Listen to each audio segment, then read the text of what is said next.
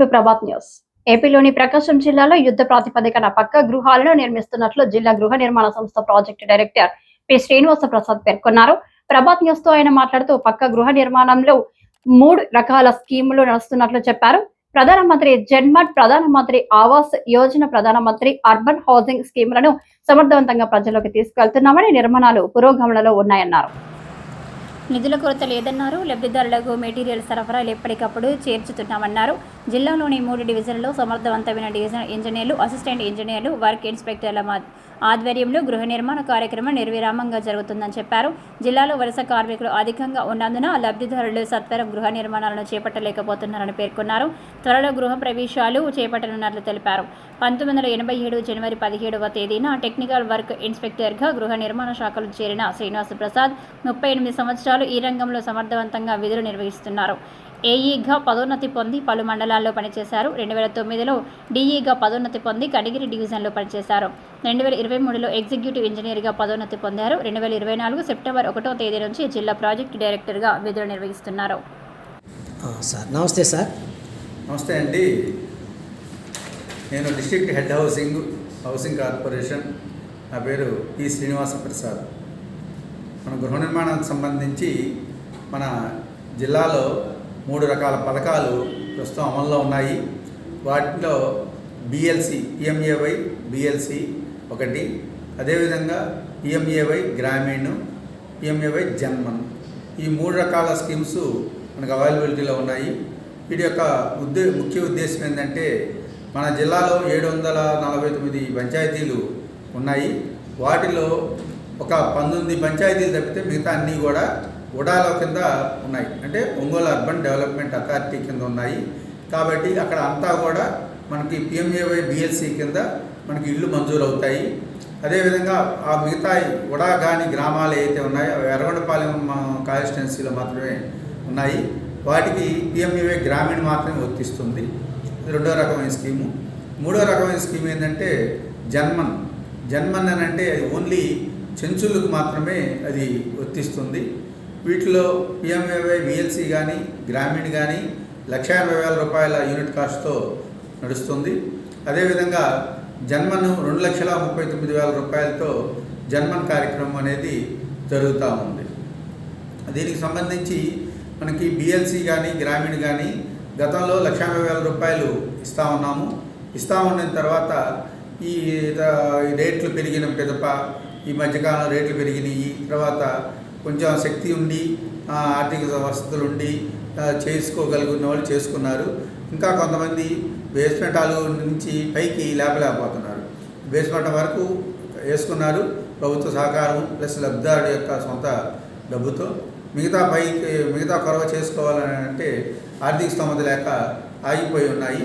వాటి అందరికీ కూడా వారి ఒక మంచి అవకాశం ఇచ్చేదానికి, మళ్ళీ వాళ్ళకి కొంచెం ఆర్థిక సహకారం అందించేదానికి ప్రభుత్వము మరలా అడిషనల్ ఫైనాన్షియల్ అసిస్టెన్స్ అని చెప్పేసి ఒక సబ్సిడీతో పూర్తి సహాయ సహకారాలు ఇవ్వడానికి ముందుకు వచ్చారు. దాంట్లో ఎస్సీకి అంటే షెడ్యూల్ క్యాస్ట్లకి, బ్యాక్వర్డ్ క్లాసెస్కి ప్రతి ఒక్క లబ్ధిదారుడికి 50,000 రూపాయలు, తర్వాత ఎస్టీకి షెడ్యూల్ ట్రైబ్స్కి 75,000 రూపాయలు ఇవ్వడం జరుగుతోంది. అదేవిధంగా చెంచూస్కి 1,00,000 రూపాయలు. ఇవి వాళ్ళకి ఇచ్చే పాత యూనిట్ కాస్ట్కి 1,80,000 కానీ 2,39,000 కానీ దాని తర్వాత అదనం అన్నమాట. ఇది ఎప్పటి నుంచి అని అంటే మొన్న డిసెంబర్ 2024 10వ తారీఖు తర్వాత ఏ అయితే ఇళ్ళు కన్స్ట్రక్షన్ కంప్లీట్ చేసినా కానీ, రూఫ్ లెవెల్లో ఉన్నా కానీ, రూఫ్ క్యాస్ట్లో ఉన్నా కానీ ఆ ఇళ్ళన్నిటికీ కూడా డిసెంబర్ 10 తర్వాత కంప్లీట్ చేసిన ఇళ్ళన్నిటికీ కూడా వర్తిస్తుంది. అంటే ఈరోజు ఒక ఇల్లు రూఫ్ క్యాస్ట్ ఉందంటే రేపు కంప్లీషన్ చేస్తే కూడా ఈ 50,000 రూపాయలు కానీ, ఎస్సీ బీసీ అయితే, ఎస్టీ అయితే 75,000 రూపాయలు, ఇది కూడా 4 ఎఫ్టీఓలుగా రిలీజు లబ్ధిదారుడి అకౌంట్కే చేరబడుతుంది. తర్వాత హౌసింగ్కి సంబంధించి ఏ లబ్ధిదారుడికైనా ఇల్లు కట్టుకునేదానికి ఎటువంటి నిధుల కొరత అయితే లేదు. ఎందుకనంటే మనకి గవర్నమెంట్ నుంచి ఎప్పటికప్పుడు కుషన్లోనే ఉంటున్నాయి డబ్బులు. ఏ రోజైనా సరే సచివాలయంలో ఉండే ఇంజనీరింగ్ అసిస్టెంటే బిల్ అప్లోడ్ చేస్తాడు. మీరు ఇల్లు కట్టుకుని తప్ప మా ఇంజనీరింగ్ అసిస్టెంట్ కానీ, మా ఏఈ కానీ, వర్క్ ఇన్స్పెక్టర్ కానీ ఫీల్డ్లో రెగ్యులర్గా తిరుగుతూనే ఉంటారు. లేదనుకుంటా కానీ మీ గ్రామంలో ఉన్న ఇంజనీరింగ్ అసిస్టెంట్ దగ్గరికి వెళ్ళి మా ఈ హౌస్ ఈ విధంగా పలానా స్టేజ్కి ఫర్దర్ స్టేజ్ కట్టామని చెప్పగానే వాళ్ళు వెంటనే జియో ట్యాగ్ చేసి at the same time same day ఆన్లైన్లో అప్డేట్ చేయడం జరుగుతుంది. అప్డేట్ చేసిన తర్వాత ఒక నెల రోజుల లోపలే కూడా పట్టదు, 15 నుంచి 20 రోజుల లోపలే మీకు మీ యొక్క డబ్బు ఆ బిల్లు అనేది బ్యాంక్ అకౌంట్కి క్రెడిట్ అవుతుంది. అదేవిధంగా ఇంటికి కావాల్సిన మెటీరియల్ అంటే సిమెంట్ కానీ స్టీల్ కానీ అదర్ మెటీరియల్స్ కానీ అవన్నీ కూడా ఎక్కడికక్కడ మండలాల్లో ఉండే గోడౌన్లోనే నిల్వ ఉన్నాయి. కాబట్టి మీరు అక్కడ సిమెంట్ మెటీరియల్ మీ మండలంలో ఉండే ఏఈ దగ్గరికి వెళ్ళేసేసి అవి తీసుకోవచ్చు. అందువల్ల నిధుల కొరత లేదు, అదే మెటీరియల్ కొరత లేదు హౌసింగు. కాబట్టి నేను చెప్పదలుచుకుంది ఏంటంటే రోజు రోజుకి మెటీరియల్ కాస్ట్ కానీ లేబర్ కాస్ట్ కానీ పెరిగేదే కానీ తగ్గేదే ఉండదు. ఇప్పుడు ఒక ఇంత అమౌంట్ అవుతుంది అనుకుంటే మీరు లేట్ చేసే కొద్దీ ఇంకా అమౌంట్ ఎక్కువ అవుద్దే కానీ తగ్గదు. కాబట్టి మీరు అందరూ కూడా ఏంటంటే దాన్ని మనసులో పెట్టుకొని ఇల్లు అనేది ఒకసారి మనం కట్టుకుంటాం కాబట్టి ఎటువంటి పరిస్థితుల్లో కూడా ఇబ్బందులు లేకుండా మీరు ఈ ఇళ్ళని కూడా మీ ఏ ఇల్లు అయితే ఉందో మీ బేస్మెంట్ లెవెల్లో ఉన్నాయి కానీ రూఫ్ లెవెల్లో కానీ లింటిల్ లెవెల్లో కానీ ఏ అయితే ఉన్నాయో అవన్నీ కూడా మీరు ఇమీడియట్లీగా కంప్లీట్ చేసుకోవాల్సిందిగా కోరుతా ఉన్నాను.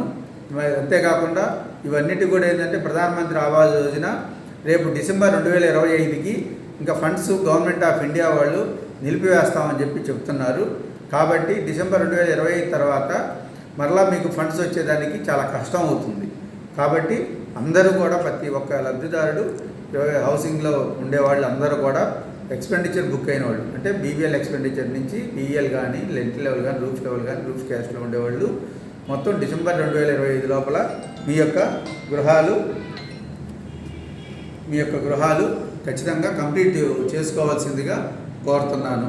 అందువల్ల అంతేకాకుండా మన గృహాలు కూడా ఇవి గృహప్రవేశాల కార్యక్రమం ఒకటి ప్రభుత్వము ప్రకటించున్నారు. అవి శ్రావణ మాసం వచ్చింది, ఆగస్టు నెలలో మనకి ఆగస్టు నెల అక్కడ లోపల మనకి గృహప్రవేశాల కార్యక్రమం కూడా మనకి ప్రభుత్వం ప్రకటించనున్నారు. కాబట్టి అందరూ కూడా ఏంటంటే ఈ గృహప్రవేశాల కార్యక్రమం లోపల అంటే రాబో ఒక నెల రోజుల లోపల రూఫ్ లెవెల్ రూఫ్ క్యాస్ట్ ఏవైతే ఉన్నాయో అవన్నీ కూడా కంప్లీట్ చేయాల్సిన అవసరం ఉందని చెప్పి మీకు ఈ సందర్భంగా తెలియజేస్తున్నాను. ఎల్సి పథకం కింద 63,279 గృహాలు మంజూరైనవి. వాటిలో 24,503 గృహాలు కంప్లీట్ అయినాయి. తర్వాత ఇంకా 13,036 గృహాలు వివిధ స్టేజీల్లో ఉన్నాయి. అంటే అది రూఫ్ క్యాస్ట్ కానీ రూఫ్ లెవెల్లో కానీ బిఎల్ కానీ ఎల్ఎల్ కానీ అట్లా వివిధ స్టేజీలో ఉన్నాయి. అవన్నీ కూడా మనం పూర్తి చేయాల్సిన అవసరం ఉంది.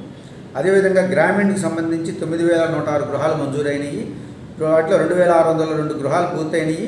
ఇంకా 1,931 గృహాలు వివిధ స్టేజీల్లో ఉన్నాయి. అవి కూడా మనం కంప్లీట్ చేయాల్సిన అవసరం ఉంది. అదేవిధంగా జన్మన్ కింద 618 గృహాలు మంజూరైనవి. వాటిల్లో 19 గృహాలు పూర్తయినాయి. ఇంకా 296 గృహాలు వివిధ స్టేజీల్లో ఉన్నాయి. ఇవన్నీ కూడా ఆ స్టేజ్లన్నీ కూడా ఇప్పుడు ఏదైతే ఇన్ ప్రోగ్రెస్లో ఉండేవి కూడా మనము డిసెంబర్ లోపల మనం కంప్లీట్ చేయాల్సిన అవసరం ఉన్నది. ఇదొకటి. అంతేకాకుండా ఈ డబ్బులు చాలకపోతే మీరు లబ్ధిదారులు మీరు సొంతంగా పెట్టుకోలేని పక్షంలో కూడా సెల్ఫ్ హెల్ప్ గ్రూప్స్ ఉన్నాయి. ఈ సెల్ఫ్ హెల్ప్ గ్రూప్స్తో కూడా డిఆర్డీఏ పీడీతో రూరల్ అయితే, అర్బన్లో అయితే మెప్మా పీడీ గారితో కూడా మాట్లాడేసేసి వాళ్ళకి అదనపు సహాయము ఆర్థిక సహాయము ఎస్హెచ్జి గ్రూప్ మెంబర్స్ అందరూ కూడా ఇప్పించడం జరుగుతుంది. కాబట్టి ఆ అవకాశాన్ని కూడా ఉపయోగించుకొని మీరు మీ యొక్క గృహాలు తొందరగా పూర్తి చేసుకోవాల్సిందిగా కోరుతున్నాను. ఈ గృహప్రవేశాలు బహుశా ఎప్పుడు ప్రారంభించేటువంటి అవకాశం ఉంటుంది సార్? గృహప్రవేశాలు ఈ శ్రావణ మాసం స్టార్ట్ అయింది నిన్న 25వ తారీఖు నుంచి నెక్స్ట్ మంత్ 24 దాకా శ్రావణ మాసము అయిపోతుంది. కాబట్టి లాస్ట్లో శ్రావణ మాసం అయిపోయే లోపల చేయాలని ఒక ప్రభుత్వం ఒక తేదీని నిర్ణయిస్తారు. ఆ తేదీ ప్రకారం ఆ రోజు చేయడం జరుగుతుంది. ఇప్పుడు ప్రధానంగా ఈ లబ్ధిదారుల వైపు నుంచి వాళ్ళు ఎదుర్కొనేటువంటి సమస్యలు ఏమిటి గృహ నిర్మాణంలో?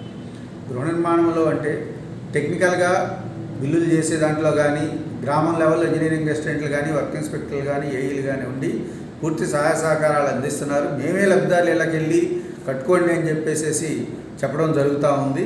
వాళ్ళు మోటివేట్ చేస్తున్నాము. కానీ ఏంటంటే ఆర్థిక సమస్యలే. ఎందుకంటే మన లబ్ధిదారులు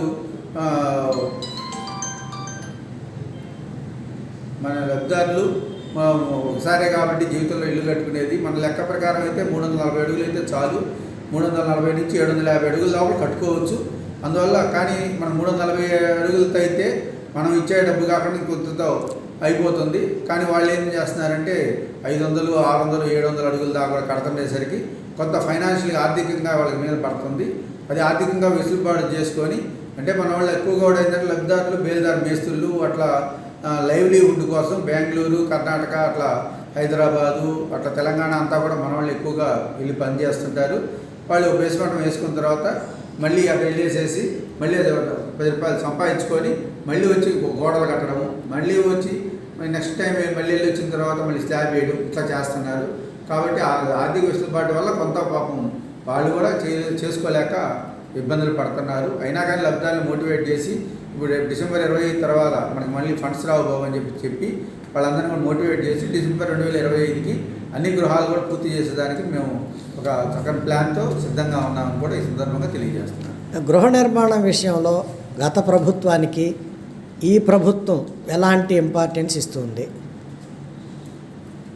ఈ ప్రభుత్వం అయితే ఎటువంటి ఇబ్బందులు లేకుండా లబ్ధిదారులకి బిల్లుల మంజూరులో ఎప్పుడు కూడా ప్రాధాన్యత తగ్గలేదు. ఎప్పుడు కూడా కట్టుకున్న తర్వాత 15 రోజుల్లో మంజూరు డబ్బులు అయితే వాళ్ళ అకౌంట్లోకి పడిపోతున్నాయి. ఎటువంటి ఇబ్బంది లేదు. ఇప్పుడు ఇంకా పాత యూనిట్ కాస్ట్ చాలదని చెప్పేసి మన డిసెంబర్ 2024 నుంచి ఆర్థికంగా అదనపు సహాయ సహకారాలు కూడా ఎస్సీ, బీసీ అయితే 50,000, ఎస్టీ 75,000, సెన్సస్కి అయితే ₹1,00,000 కూడా అదనపు సహాయం కూడా ప్రభుత్వం వారు మనకి మంజూరు చేస్తున్నారు. మనం సరఫరా చేసేటువంటి మెటీరియల్ సార్, ఏ మెటీరియల్ మనం సరఫరా చేస్తున్నాం? మనం చేసే మెటీరియల్ అంతా కూడా సిమెంట్ కానీ స్టీల్ కానీ అన్నీ బ్రాండెడ్.